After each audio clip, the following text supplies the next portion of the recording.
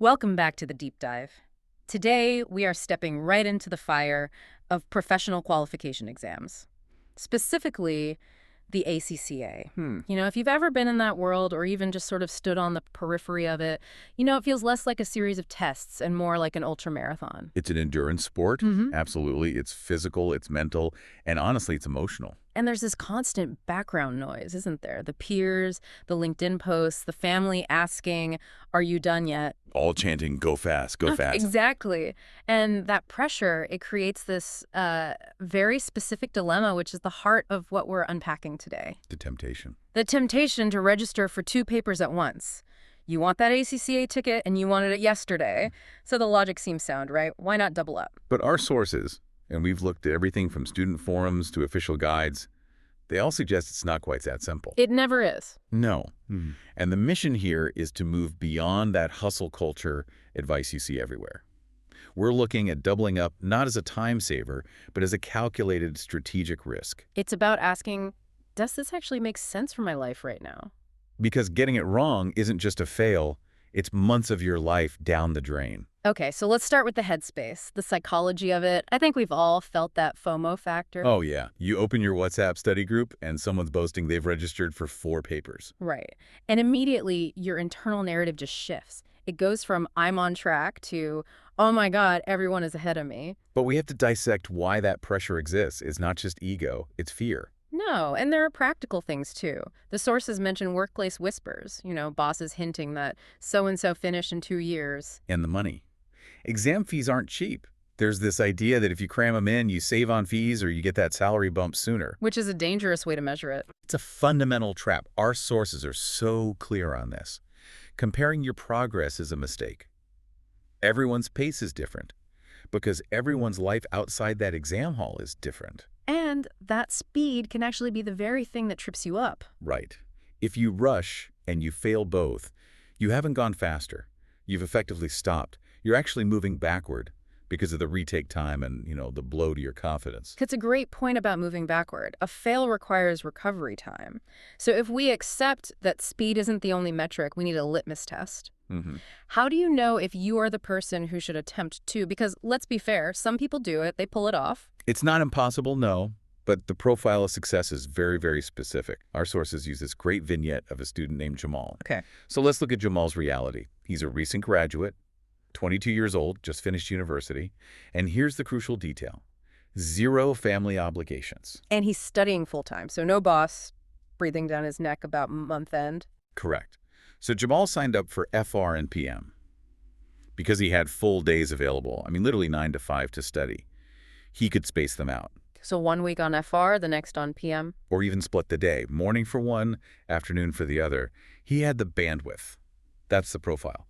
Discipline, time, and no competing priorities. Okay, that sounds lovely for Jamal. But let's flip the coin. Let's talk about Maria. This felt much more common. Maria is the working parent profile. She's 35, a finance manager with heavy responsibilities, and she's a mom of 2. And she felt that pressure to catch up, so she tried taxation and audit at the same time. Yeah, and the sources paint this really vivid, almost chaotic picture of her study sessions. She's not in a quiet library. She's trying to memorize tax statutes while one kid's napping and the other's doing Zoom school. And what happened? Burnout. She barely passed one and failed the other. The lesson there isn't that Maria isn't capable. It's that her cognitive bandwidth was already saturated. So for her, 1 paper per session isn't slow. It's smart. It preserves your sanity. It keeps you in the game. Okay, there's one more profile. Alex, the full-time employee. No kids, but the classic 9 to 5 grind. He thinks, I have my evenings, I can do this. And the danger for the Alex's profile is what the sources call the sleepless grind. Alex attempted 2 advanced papers and ended up studying from 8 p.m. to midnight, every single night. That toxic productivity mindset again. Exactly. And the result wasn't efficiency, it was diminishing returns. You just can't absorb complex technical material at 11:30 p.m. after a full workday. So the verdict is pretty clear. It is. If you're a full-time student or a self-starter with a flexible schedule, go for it. If you have a demanding job or a busy home life, doubling up is often a one-way ticket to burnout. Right. So let's say you've done that self-audit. You realize you're a Jamal, or maybe a very organized Alex, and you decide, I'm doing it, I'm taking 2. Now the strategy begins. You can't just pick 2 names out of a hat. No, That's a rookie mistake. You have to treat the subjects like study partners. The goal is synergy. You want pairs that either overlap conceptually or balance each other out mentally. The sources call these smart pairings. Let's walk through the top contenders. First up, FR and AA, financial reporting and audit. This is the gold standard. Think about what those subjects actually are. FR teaches you how to prepare the financial statements, how to build the house. You're learning the IFRS standards, the construction rules. Precisely.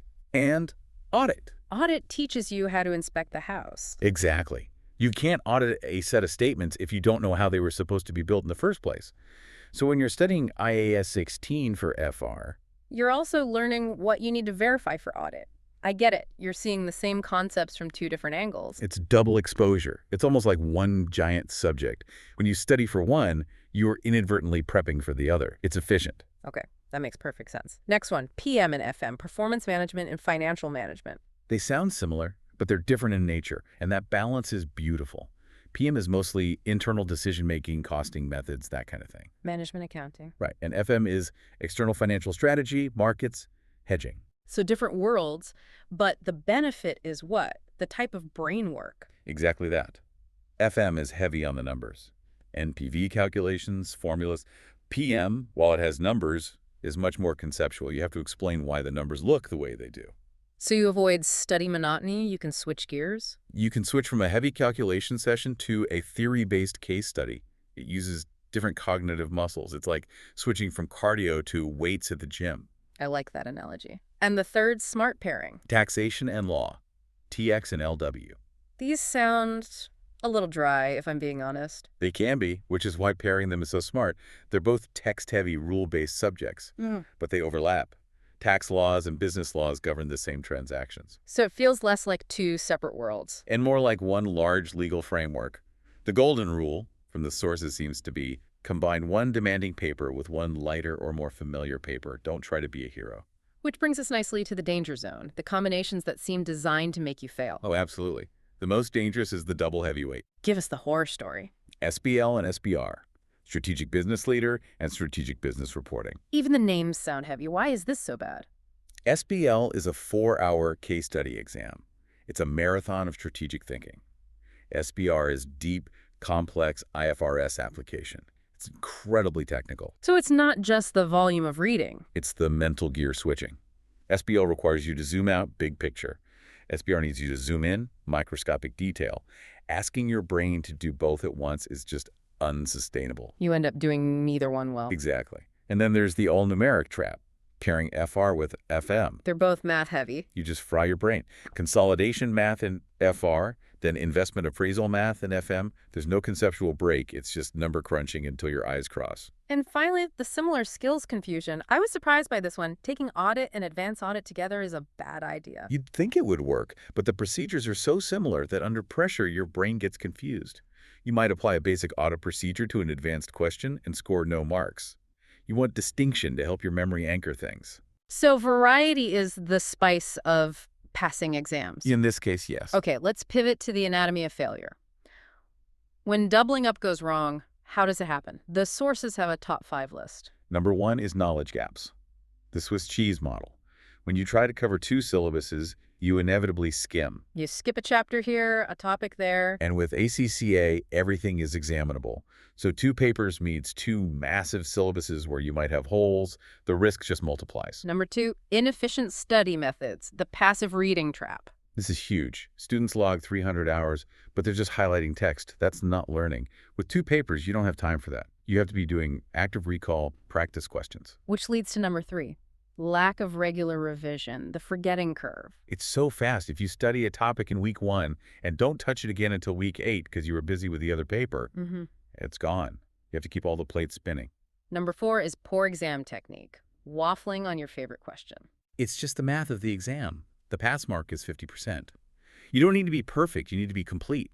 Students run out of time on one paper, and then they're exhausted for the next. And number 5, the most human one, stress and burnout. There was this really telling anecdote from Reddit. A student who knew the material sat down for the first exam and just had a panic attack. 15 minutes in, Froze. froze. Couldn't remember how to do a basic calculation, and that panic carried over. They failed both papers by just 2 marks each. Wow, that's not a knowledge failure. That's a physiological reaction. The brain just said, stop. It's tragic. 2 marks is nothing, but the stress tax is real. It is, and it's a cost you have to factor in. Okay, so we've scared everyone sufficiently. Let's open the toolkit. Strategies for survival. What's the best way forward? The first strategy is to embrace the relay, not sprint approach. It is perfectly acceptable, and often more successful, to just study 1 paper per sitting. Slow and steady wins the race. A quick fail is actually slower in the long run. Exactly. A pass is a pass. No one looks at your membership certificate and asks how fast you did it. They just want to know you're qualified. But if you are doubling up, there's one non-negotiable tool: the mock exam. We call this the truth serum. Yeah. You have to sit a full timed mock for both papers. And it's not just for practice, it's for decision-making. Crucially, yes. If your mock shows paper A at 60% and paper B at 30%, the mock has just made the decision for you. It forces you to see reality. Which brings us to the most radical piece of advice: the drop early philosophy. I love this advice. Dropping early is smarter than failing both. Unpack that. Because to a high achiever, that sounds like quitting. It feels like quitting, but it's a strategic pivot. Accountants hate sunk costs, right? Yeah. But if that mock shows you're going to crash and burn, and staying the course means you might fail both. You drop the weak paper to save the strong one. You sacrifice the pawn to save the queen. Exactly. You walk away with 1 pass instead of 2 fails. That is professional judgment. It takes more courage to drop one than to blindly run into a double failure. That's a really important reframing. It's not retreating, it's reallocating resources. Precisely. The toolkit also mentions shifting your metrics from hours studied to questions answered. Yes. Don't tell me you studied for 4 hours. Tell me you did 3 practice questions. It forces active engagement. You can't fake a completed question. And finally, a point from Mary Farmer: self-care as strategy. Snacks of worry. I love that phrase. If you don't schedule relaxation comedy, friends, sleep, your brain will take breaks anyway in the form of anxiety or procrastination. Rest has to be part of the plan. You wouldn't run a car engine at the red line for 6 months without an oil change. You'd blow the gasket. And that's what burnout is. Okay, so to recap, the mission is to get the qualification, not to kill yourself getting it. Pace yourself. Pick battles wisely. And use the mocks to see the truth. Don't fly blind. Expert, leave us with a final thought for that listener hovering over the register button for 2 exams. I would just remind them that passing 1 paper is still progress. Whether you choose 1 or 2, the goal is membership. It's a career, not a race. If you pass 1, you are moving forward. And that drop early strategy really is a sign of maturity. Knowing your limits isn't a weakness, it's an accountant's skill. It's risk management. It is. It's the first test of your professional competence. Can you manage your own assets, your time, and your brain effectively? A fantastic place to leave it. Next time, we're going to look at the aftermath: recovering from a fail and celebrating a pass. Yeah. Until then, good luck with the studies. Good luck, everyone.